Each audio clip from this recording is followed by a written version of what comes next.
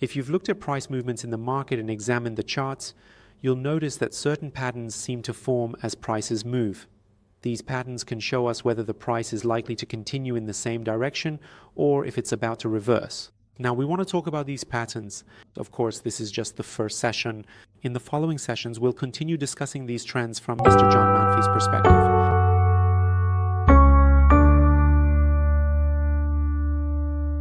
The first category of patterns is continuation patterns. A continuation pattern refers to those patterns that signal the continuation of the current movement.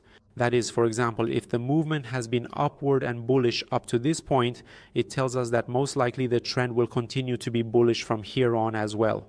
Or if it has been bearish, it indicates that most likely the trend will continue to be bearish from now on. It plays exactly the same role as a landing does in the stairs of a building. Imagine you are going up the stairs of a building. Well, halfway up there is something called a landing, which allows you to rest there so you can get ready to continue climbing the stairs upward.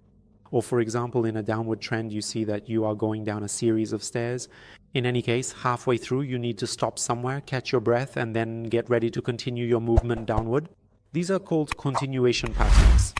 But the second type of pattern is the reversal pattern. Reversal patterns are those patterns that signal a price reversal to us. That is, it tells us if the price has been moving upward so far, from now on it will move downward. Or if it has been moving downward up to this point, from now on the price will take on an upward trend. Now this depends on the time frame you are looking at the market and the chart. But there are 2 points to consider here. The very first and most crucial point is that we can only truly have and accurately identify a discernible pattern when there is a clear and undeniable trend in active motion. That means when there is no trend in motion, naturally you can't identify any pattern, because as I mentioned, it's in continuation of that trend that the pattern forms. And the second point is that if you can't identify the pattern, or if recognizing the pattern is difficult for you, you can most likely identify it by considering the market volume, and with a high probability, you can recognize it. I'll explain more about this as I continue my talk, but as the first category of patterns, we want to talk about reversal patterns since they might be more important. Well, regarding reversal patterns, first you need to know that a reversal pattern forms when you have a trend line. In fact, when you don't have a trend line, naturally you don't have a pattern either. First, you need to know whether your trend is upward so that you can then identify when it's about to turn downward. Or you need to recognize that it's a downward trend so you can then determine when it's about to turn upward. So logically, you need to have a pattern. The second point is that the bigger your pattern is, the bigger the movement that follows will be as well. That means when you have a move with a large range, meaning a significant amount of movement over a long period of time, naturally, the breakout that happens afterward, whether from upward to downward or vice versa, will also occur over a longer period and with greater volume. The next crucial point to consider is that the very first sign and clear indication of these reversal patterns is the breaking of the established trend line.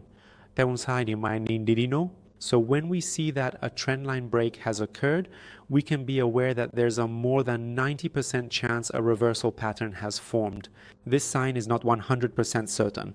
It's very important to note that this sign is not 100% certain. Later on, in continuation patterns, we'll see situations where the trend line breaks but the pattern continues. So keep in mind that while this probability is high, it's not 100%. We need to look at this alongside other signs. Another point is that patterns at the top are more volatile than those at the bottom. This is actually a general rule. Tops are always much more volatile than bottoms. What does that mean? It means that when you reach a price top, buyers keep trying to push the price higher. Sellers, on the other hand, want to push the price down. This leads to a sort of battle between buyers and sellers there, making it highly volatile. The price swings are large. So identifying it can also be much harder. And the reason why a breakdown from the top is usually very fast, which we'll discuss in detail later, is exactly because of this higher volatility. But that's not the case with bottoms. At the bottoms, we don't see that level of volatility compared to the tops. The next point is that the price targets we'll discuss, especially in the reversal patterns you'll see in later videos, these are minimum moves. For example, when we say the movement target in a pattern is a certain amount, we're talking about the minimums.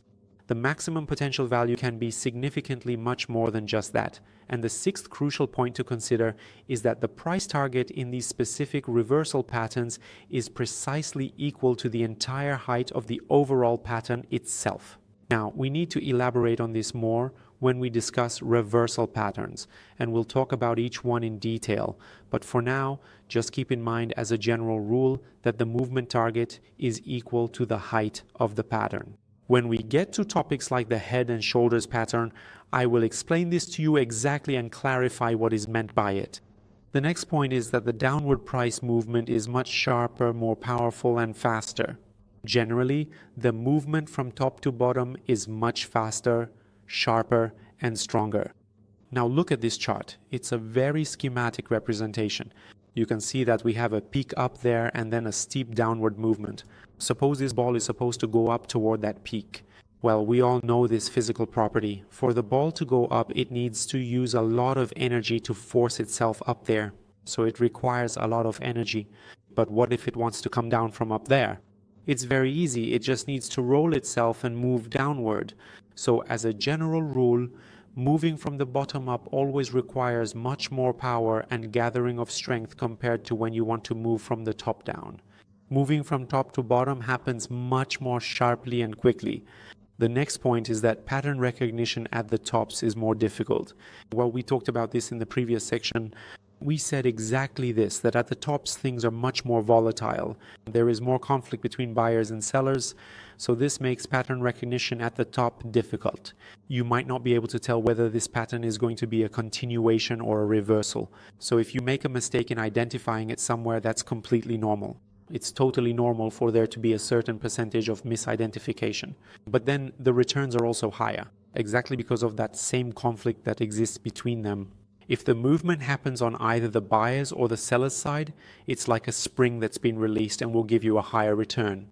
And the next point is that in these patterns, the market volume at the bottom is much more important than at the top. Again, this is the same chart that I showed you schematically earlier. In general, market volume is more important at the bottoms. Why? For the same reason we discussed.